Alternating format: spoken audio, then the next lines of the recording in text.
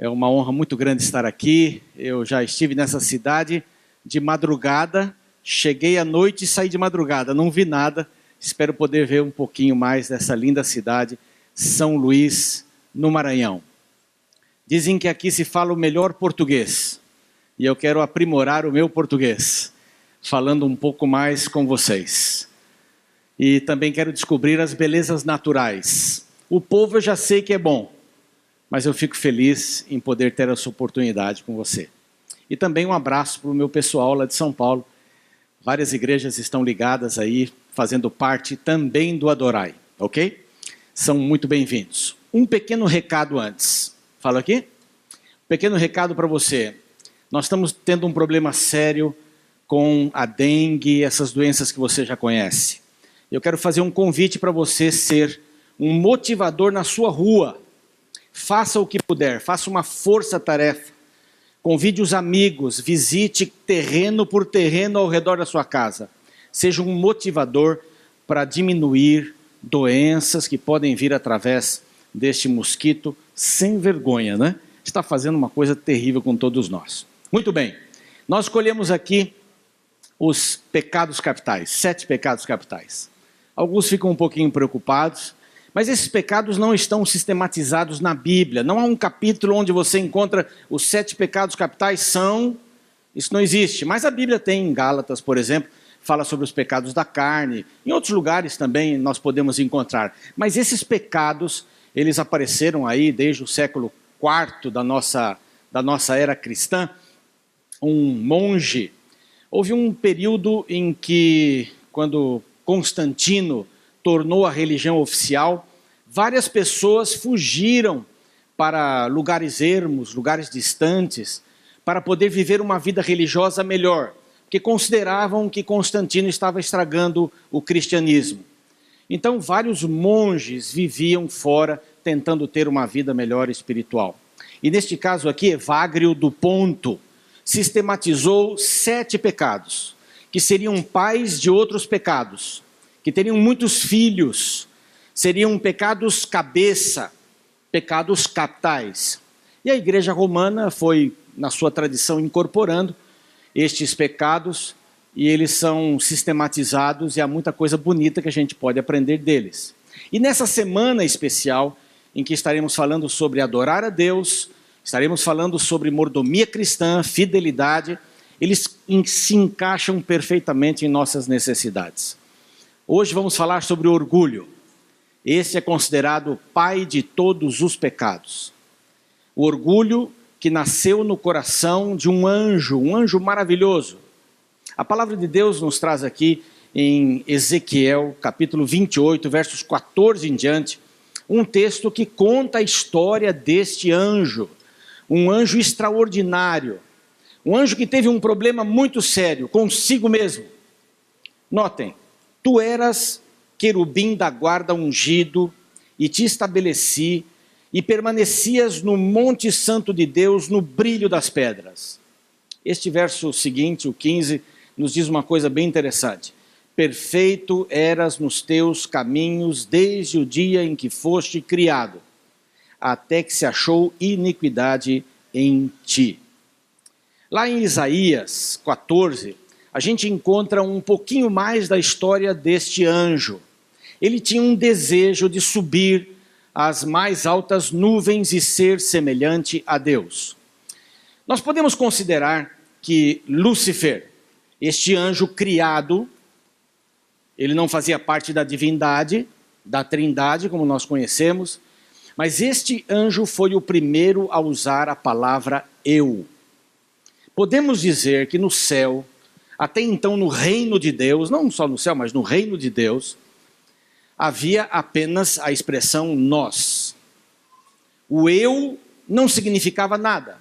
Até que um anjo nutriu no seu coração o desejo de ser eu, separado. Parece que atrás dessa palavra eu posso, eu quero, eu faço, há uma sequência de destruições.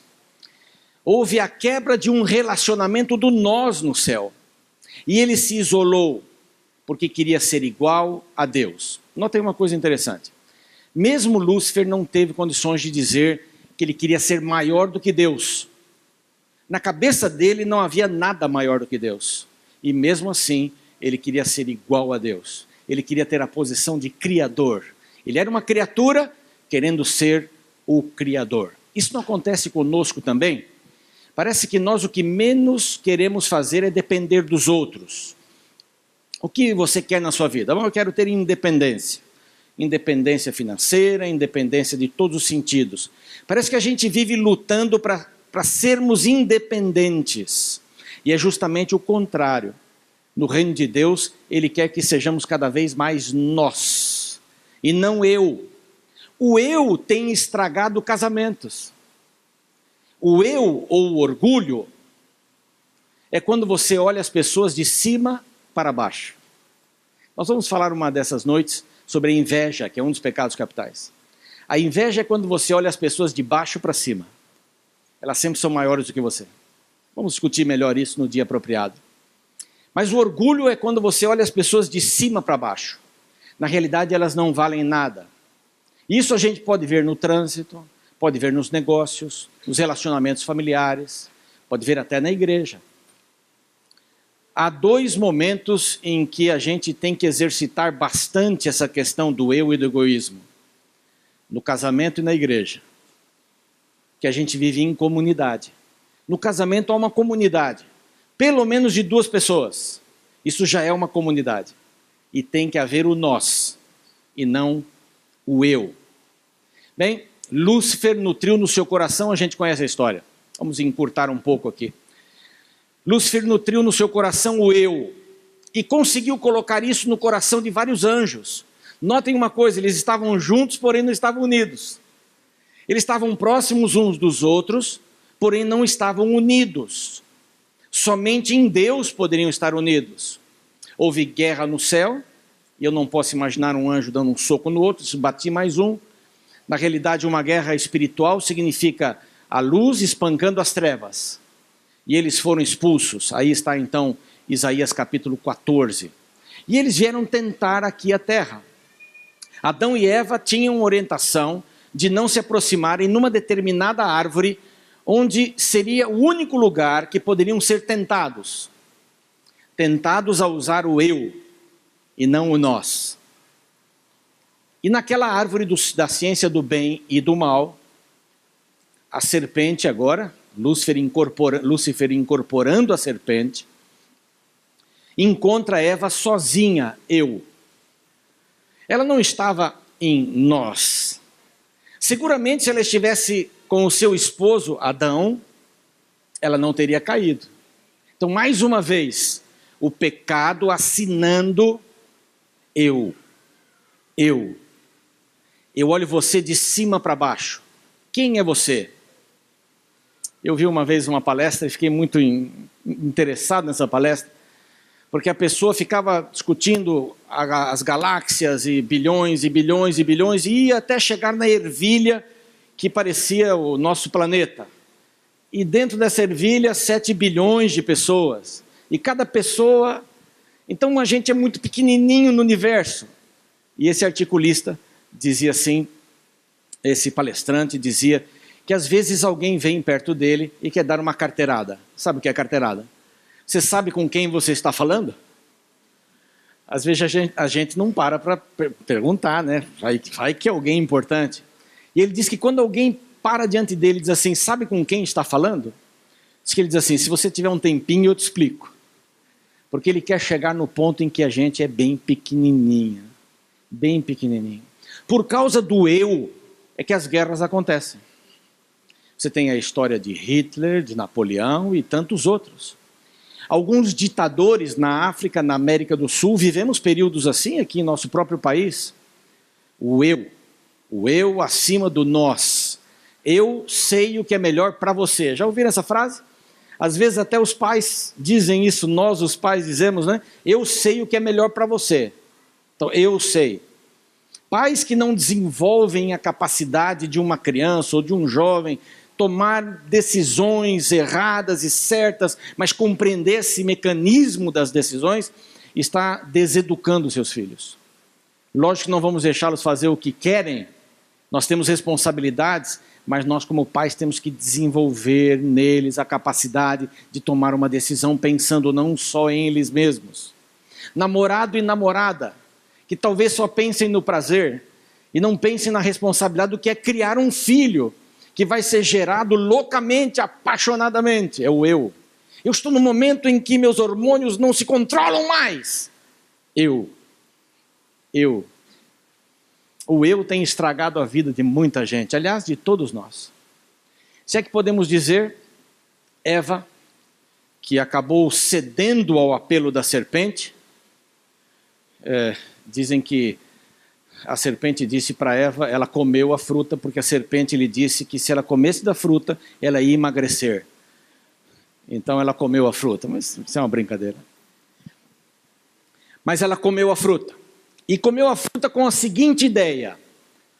Lúcifer agora, através da serpente, disse, se você comer, você não vai morrer. Isso é mentira. Você vai conhecer o bem e o mal. Só que o diabo é mentiroso, a gente tem que saber isso. Quem mente pensa só em si. Quem mente para o guarda de trânsito, que estava correndo e inventa uma desculpa, eu até quero lançar uma ideia, agora estamos numa crise financeira no Brasil, se você escrevesse esse livro, você ia ganhar muito dinheiro. Colete as histórias que as pessoas contam para os guardas e faça um livro, vai ser bem engraçado. E você vai vender bastante. São histórias mirabolantes. Quando você tenta se safar de uma situação dessas, você está só pensando em você. Você não pensou em ninguém daqueles que você fechou, cortou, quase se acidentou, matou. Não, você está pensando em você. Quero me ver livre disso. Você prende um camarada embriagado que está dirigindo e ele naqueles segundos de lucidez diz assim, não, eu nunca mais vou beber, pode deixar e tal. Um ladrão também. Você vai ser preso. Não, doutor, por favor, eu não vou roubar mais. Pegou uma criança mentindo, vai ser castigada por alguma coisa. Não, eu não vou mentir nunca mais. É a gente que está no alvo, nos holofotes, não é? Está sendo iluminado. Não, eu não sou isso. Ninguém se apresenta como, olha, eu sou orgulhoso. Ninguém faz isso. Eu sou uma pessoa orgulhosa, porque ninguém se acha orgulhoso. O orgulho olha as pessoas de cima para baixo. Quando Eva disse assim, ok, eu quero conhecer mais, só que o diabo mente. Ele devia ter dito a frase assim, você vai conhecer o bem, mas não vai conseguir fazê-lo. Você vai conhecer o mal, mas não vai conseguir deixá-lo. Essa era a frase. Uma meia-verdade é muito pior do que uma mentira. Porque ela tem um pouco de verdade e você acha que é, mas não é. O diabo estava pensando no eu e queria que ela pensasse em si. Não ligue para Adão. Você está sozinha, você decide a sua vida. Você toma as suas decisões. Você sabe o que você quer. Você tem condições de ter um maior conhecimento e ser como Deus. O mesmo problema dele. Qual é o grande problema do ser humano? É continuar sendo ou querendo ser como Deus. Quando eu dirijo a minha vida, eu estou dizendo, Senhor, eu não preciso do Senhor. Há um famoso escritor, um teólogo muito querido, morreu com 90 e poucos anos, aí há pouco tempo, John Stott, um camarada tremendo, tem muitos livros. E ele conta o final da sua vida, porque ele não queria depender de ninguém. Mas ele chegou a uma conclusão, mesmo na sua velhice, nos últimos dias, ele nos deu uma grande lição como escritor e cristão que era.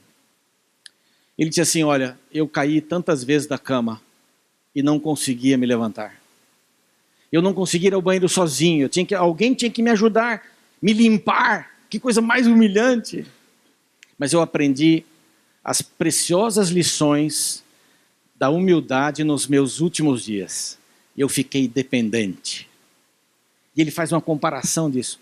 Temos que nos tornar pessoas dependentes. Eu quero ser independente. Nos Estados Unidos é muito comum um jovem com 18 anos morar fora, até com 16, porque ele tem a carteira de motorista, compra o carro, ganha o carro, termina o seu colegial e pronto, ganha o carro, vai morar fora. Os pais ficam velhinhos e quando morrem dão a fortuna para alguma entidade. Não dão para a família, porque os filhos nunca deram atenção. Querem ser independentes. Você casa com um homem Você casa com uma mulher, sendo homem, você casa com uma mulher. Sendo mulher, você casa com homem. Vamos deixar bem claro aqui.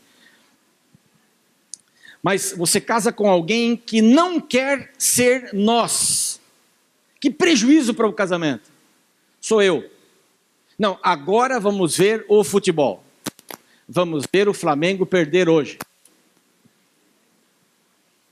Ganhou? Que pena.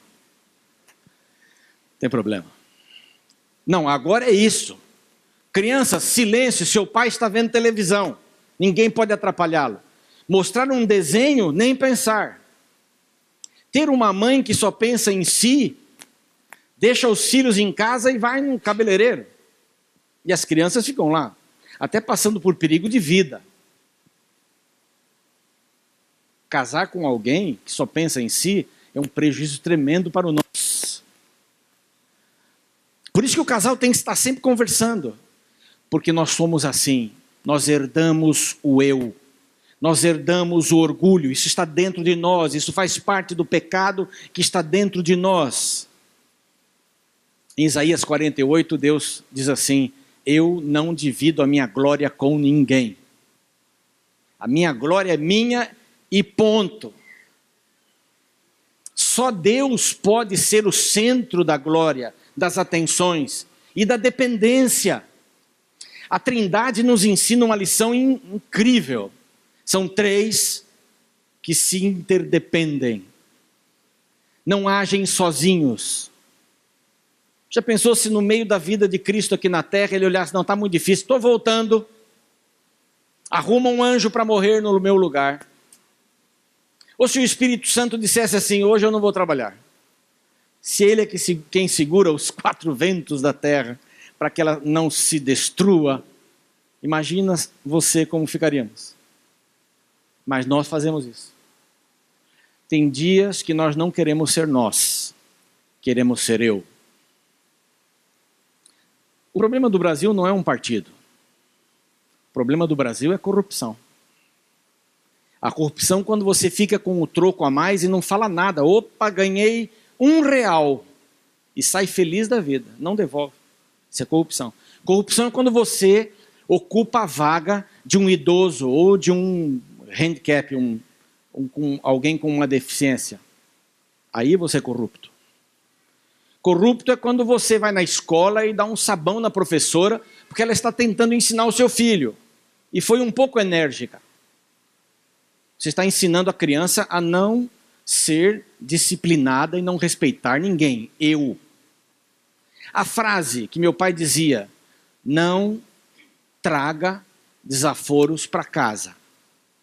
Meu pai dizia assim, se você apanhar na rua e vier chorando, apanha aqui em casa. Não traga seus problemas para cá. Vai lá e bate. Mostra que você pode, mostra que você tem. Por isso que ele queria me incentivar assim. E eu apanhei muito. Apanhei muito. E não chorava. Em casa. Quando ele estava. Por que que nós temos que mostrar sermos pessoas que nós não precisamos ser? Você sabe que isso atrapalha toda a nossa vida. Se eu quero ser eu elimino Deus, eu não preciso de Deus. Eu tinha um tio que eu mais gostava. Não é porque ele me dava dinheiro, não. Mas eu gostava muito dele. Ele me dava sempre uma nota, os mais antigos vão descobrir a minha idade agora. Aquela nota de 5.000 cruzeiros que tinha o Tiradentes. Era uma notinha vermelha. Procure isso na internet, jovens, vocês vão achar. Aquela nota valia muito. E ele, quando ia em casa, no final, quando entrava no seu carro, e era o único carro parado na nossa rua, porque ninguém tinha carro, tirava do bolso aquele monte de dinheiro, dava 5 para mim, 5 para minha irmã e 5 para o meu irmãozinho. Eu achava meio injusto, porque ele podia dar menos para o meu irmão e mais para mim, porque eu era o mais velho. Quando ele ia embora, a gente estava tão feliz com aquele dinheiro, só pensando em comprar doce, comprar Maria Mole, comprar não sei o quê. Aí a minha mãe disse, dá licença, eu guardo para vocês. Eu tenho que cobrá-la, porque ela deve estar guardando até hoje dinheiro. Mas esse tio, ele batia aqui no bolso e dizia assim, meu Deus está aqui, e tinha dinheiro. O meu está oco aqui, nem faz barulho, mas o dele fazia barulho. Tinha muito dinheiro. Ele importava, exportava diamantes. Importava e exportava. Meu primo Rafael, o filho dele, era o meu primo predileto. Ele era muito querido, contraiu câncer. E naquele tempo o câncer era pior do que é hoje. E meu tio gastou muito dinheiro. E meu primo morreu. Ele não batia mais no bolso. Porque ele sabia que Deus não estava aqui. Deus estava aqui. Minha esposa e eu fomos missionários na Angola, fomos sequestrados, voltamos para o Brasil. Quando voltamos, ele estava lá no aeroporto. O tio Ferraro, italiano, me abraçou e disse assim: eu orei para que Deus salvasse você. O Deus dele saiu daqui e veio para cá. Eu posso, eu sei. Agora, qual é o antídoto para tudo isso? Nós vamos comparar essa semana vários pecados capitais com uma bem-aventurança. Não dá para fazer em todos, mas essa dá para fazer muito bem. Qual seria a virtude que combateria o orgulho? E ela está lá nas bem-aventuranças, capítulo 5 de Mateus, verso 3. Que diz ali? Bem-aventurados os pobres de espírito ou humildes. Porque essas pessoas vão conseguir entrar no reino, vão conhecer o reino. Se a coisa mais importante para nós aqui é voltarmos ao que deveríamos nunca ter saído, o lugar de onde nunca deveríamos ter saído, que é o reino de Deus, então voltar para lá é muito importante. Deve ser a nossa meta. E a gente só consegue atingir essa meta quando a gente mira não no pecado. Há uma diferença muito grande. Eu quero convidar você, cada noite aqui, a não lutar contra o pecado. Porque você vai perder. Você e eu não podemos lutar contra o pecado. Nós temos que lutar para permanecer na videira. Nós temos que lutar para ter da videira essa virtude. A videira emana a seiva da virtude. E neste caso a virtude dará um fruto chamado humildade. A humildade requer o nós. Nós. Às vezes a gente faz alguma coisa na igreja e quer que todo mundo saiba que fui eu quem deu a ideia. Eu dei a ideia, fui eu, viu? Eu que falei para fazer isso. A gente gosta. A gente gosta que os outros digam: olha, parabéns, aqui está alguém que construiu, que fez, que aconteceu e blá blá blá. A gente pede isso. Uma parte do meu ministério eu ficava muito chateado quando as pessoas não diziam: gostei muito do seu sermão. Se ninguém dissesse isso, a minha esposa sempre dizia. Uma boa esposa. Mas se ninguém dissesse isso fora minha esposa, eu me sentia chateado. Dizer, será que as pessoas não entenderam o que eu falei? Eu não pensava, será que eu falei e as pessoas entenderam? Será que eu consegui me fazer entender pelas pessoas? Não, eu pensava o contrário. Será que elas não entenderam o que eu falei? Ô, pessoal difícil. Eu. Orgulho não tem vez com o eu. É o nós. Bem-aventurados os humildes. Quem são os humildes que vão entrar no reino do céu? Há uma expressão no grego, é pitokos pneuma, pequeno de espírito, pobre de espírito. O que significa isso? Eu gosto muito de Campinas. Uma vez por ano eu prego na igreja de Campinas. Domingo, quarta, algum momento. Eu tenho bons amigos ali. Campinas fica fora do meu território. Mas é incrível. Eu sei chegar na igreja de Campinas, mas não sei sair da igreja de Campinas. Você pode dizer assim, mas que pastor é esse, né? Ou, bom, hoje tem o Waze. Né? Eu me valho de algum aplicativo desse. Mas é fácil chegar na igreja de Campinas. Quando você sai dali, tem 200 ruas para você pegar. E eu sempre pego a rua errada. E eu saí de um culto e disse, hoje o irmão perguntou, o senhor quer alguma ajuda? Eu falei, não. Eu hoje vou fazer um caminho diferente. E fiz diferente. Tão diferente que eu cada vez mais me afundei. Aí estava fazendo calor, vidros abertos, e eu gritei para um carro aqui, um carro ali, ninguém dá ouvidos para a gente nessa hora. Aí tinha um Corcel 2, nada contra o Corcel 2, que eu gosto muito do Corcel 2, pena que não temos mais. Mas um senhor, eu disse assim, estou perdido, me ajude. Aí ele deu risada. E eu falei, eu preciso ir para Bandeirantes para sair para São Paulo. Ele coçou a cabeça, falou, meu pai, o senhor está muito longe. Não, aí eu, me diz uma rua que eu sigo e saio lá. Ele diz assim, não, o senhor vai ter que passar em muitas ruas. Faz o seguinte, vem atrás de mim. E ele entrou para cá, entrou para lá. Era durante o dia, se fosse à noite eu não entraria. Porque Campinas tem umas ruazinhas bem estreitas, paralelepípedo, o centro velho, e vira para cá, e eu atrás firme, para cá, para lá. Aí de repente eu vejo a avenida que eu conheço. Dei farol para ele, ele fez assim, vem atrás, para me humilhar, vem. Fui, ele parou num posto, eu parei atrás, dei uma revista para ele, agradeci muito, o senhor mora por aqui, o senhor conhece bem Campinas, o senhor mora por aqui? Não, eu moro do outro lado, moço, mas o senhor estava tão perdido que eu decidi trazer o senhor até aqui. Quem foi o humilde da história? Foi ele ou fui eu? Colaborem comigo. Foi ele ou fui eu? Não, fui eu. Na história, quem segue o que conhece o caminho é o humilde. Se eu dissesse assim, entrou por aqui, não gostei da rua, vou pela outra, é o que a gente faz. Deus diz assim, esse é o caminho, andai nele, não vos desvieis nem para a direita nem para a esquerda. Não é assim? Aí você diz assim, a esquerda está tão bonita, tem ar-condicionado, eu vou para lá. Lembram-se de Abraão? Deus disse assim, vem Abraão, eu vou te mostrar uma terra maravilhosa, mana leite e mel, vem, vem. Aí, Senhor, tem aqui uma bifurcação, direita ou esquerda? Pega a direita. Tá bom. Lá na frente uma encruzilhada, para onde? Vai em frente. Aí lá um belo dia deve ter acontecido isso. Ele olhou, bifurcação, ele falou assim, Deus vai escolher aquele caminho, e foi. E Deus deixou ele ir. Deus não mete uma tempestade, alguma coisa, faz um buraco no chão para a gente parar e não pecar, não errar, não. Ele deixa, você tomou a decisão. Lá na frente ele disse, Abraão, onde é que você está indo? Vou para a terra que manda leite e mel. Você sabe o caminho? Não. E o que você está fazendo nessa estrada aqui? Não, é que eu achei que eu vi, eu gostei, eu disse, não. Volta tudo, é a outra estrada. Você tem que perguntar para mim. Pergunta para mim. Sou eu quem dirá para você o lugar da terra prometida.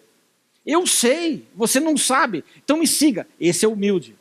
Humilde é quem sabe, segue quem sabe o caminho. Humilde é aquele que não discute.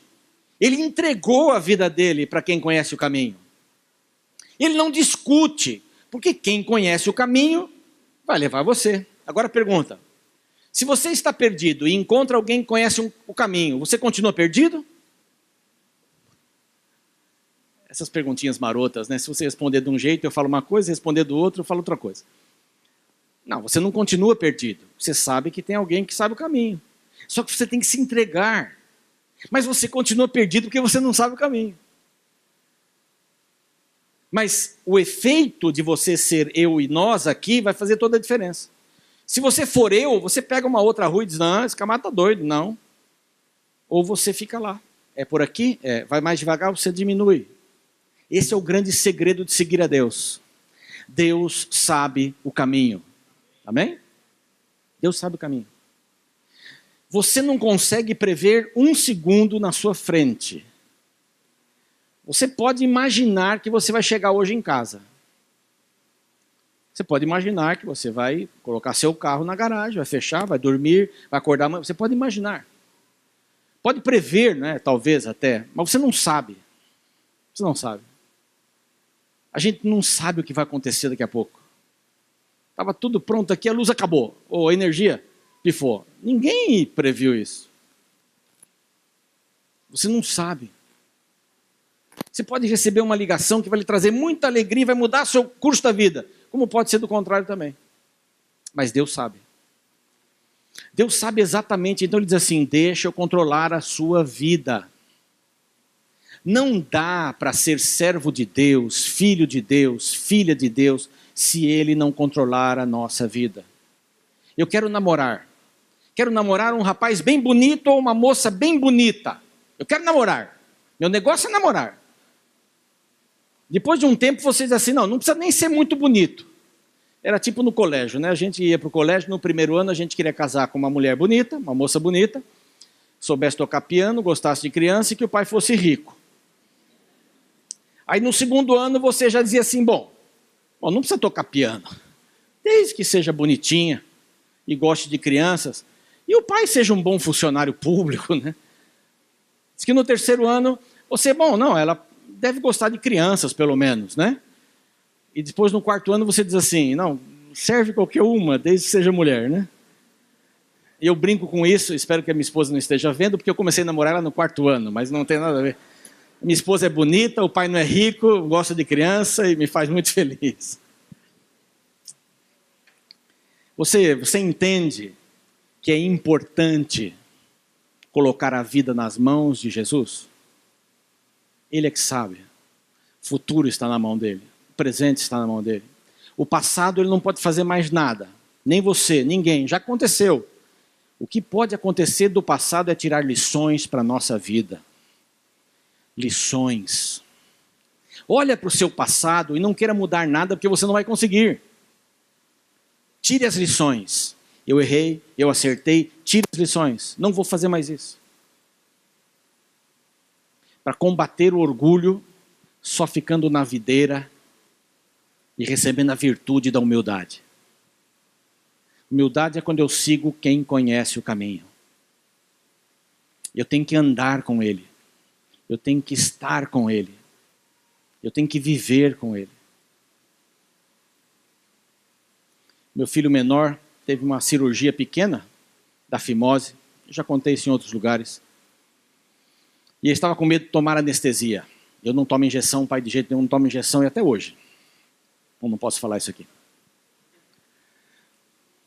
Mas eu disse, filho, você tem que tomar. Mas dói, claro que dói. Se você não quer que seu filho aprenda a mentir, não diga que não dói quando dói.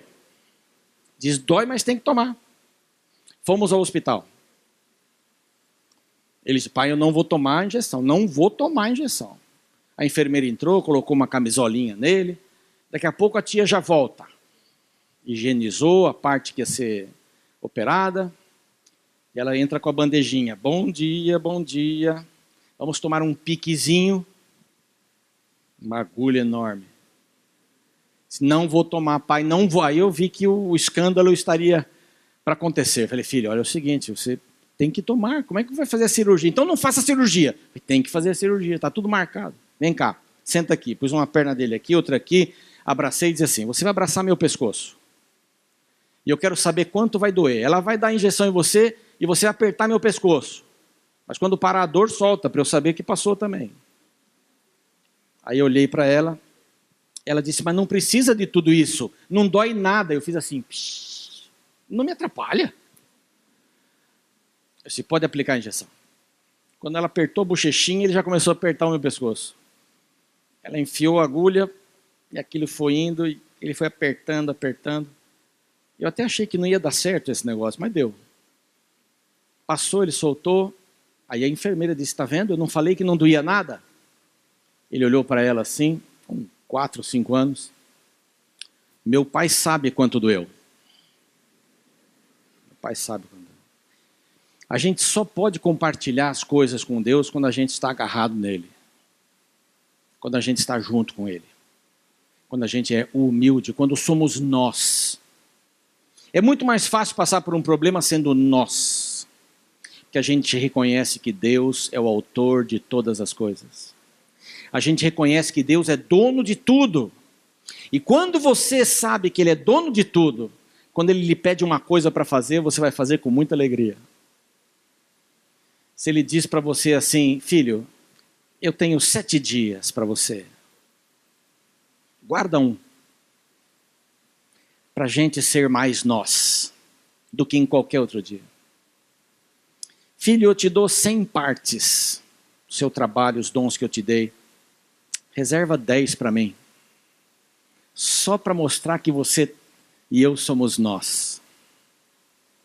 Filho, dessas 10 partes, o que sobrar depois dos 10, Dá quanto você acha que eu valho. Só para eu saber que nós somos nós. O orgulho precisa ser quebrado. Só com a virtude da humildade. Bem-aventurados os humildes, porque deles é o reino do céu. Aqueles que seguem o caminho, seguem a Deus e não discutem. Hoje nós vamos ter o privilégio de ver a Alda Santos. É uma mulher de 52 anos que estará mostrando publicamente que está seguindo a Jesus. Através do batismo ela vai dizer assim: hoje somos nós, e eu não quero me desprender disso de maneira nenhuma. Hoje somos nós. Pastor Carlos Júnior, do distrito de Divinéia, é isso? É o pastor Renato que vai fazer o batismo? Ok. O pastor que a preparou, seguramente, o pastor Renato, vai fazer o batismo. Mas ela conheceu a igreja através de estudos bíblicos e hoje frequenta um pequeno grupo. É alguém que teve a ajuda da sua família para encontrar a Cristo, para permitir que ele a fizesse uma pessoa no plural, nós. Com muita alegria, o pastor Renato, nesse momento, batiza a irmã Alda. Segundo o seu desejo de andar com Cristo, segui-lo, fazer parte da videira verdadeira, o pastor Renato tem alegria nesse momento de batizá-la para perdão dos seus pecados, em nome do Pai, do Filho e do Espírito Santo. Amém. Vamos dar uma salva de palmas para Jesus. Glória a Deus. Não é um momento bonito? Momento em que alguém toma uma decisão dessas? Temos alguns parentes da irmã aqui, não? Alguns dos seus parentes vieram aqui hoje? Seus amigos podem acenar? Onde são? Ali estão, os amigos e parentes. Que Deus abençoe ricamente. Alguns de vocês já tomou a decisão do batismo? Todos tomaram a decisão do batismo já? Não? Quem falta tomar a decisão do batismo? Fique em pé, eu quero orar por vocês. Olha, vamos orar. Vem aqui à frente. Será que temos mais alguém que ainda não tomou essa decisão? Então, pode vir aqui. Temos mais alguém que não tomou essa bonita decisão do batismo, de deixar de ser eu para ser nós? Como é seu nome? Adalgisa, que bonita. E você, querida? Cristina? Sabe o que quer dizer Cristina? Mulher de Cristo. Ó, bonito, hein? E você? Como? Gisele. Temos mais alguém que gostaria de dizer: Senhor, eu quero deixar de ser eu para ser nós? Entregar a Cristo? Temos mais alguém entre nós? Lá nos auditórios, para cá. Lá nos auditórios temos alguém? Pode vir à frente. Talvez um ancião ou pastor pode orar com vocês aí, pode abraçá-los. Quem conhece essas pessoas que está aqui? Alguém conhece? Então vem aqui à frente, vem abraçá-las, para se responsabilizar por elas. São filhas. Uma é filha. Que beleza, olha aí. Isso, a amiga já veio aqui, tem um amigo que vai vir aqui também. É um desbravador. E ninguém pode ficar sozinho, somos nós, não é? Vamos orar nesse momento? Pai bondoso, entregamos a nossa vida, o que temos e somos, porque não é nosso, e nós não somos sem o Senhor. Então aceita essas decisões bonitas que foram tomadas. Que tu possas conduzir essas pessoas e que elas possam seguir Jesus para encontrar o teu reino. Abençoa também as pessoas que estão nos vários auditórios, nas igrejas, nos colégios e que também estão tomando essa decisão. Conforta o coração, anima e coloca a esperança bem clara de que um dia seremos nós na eternidade. Por Jesus, amém.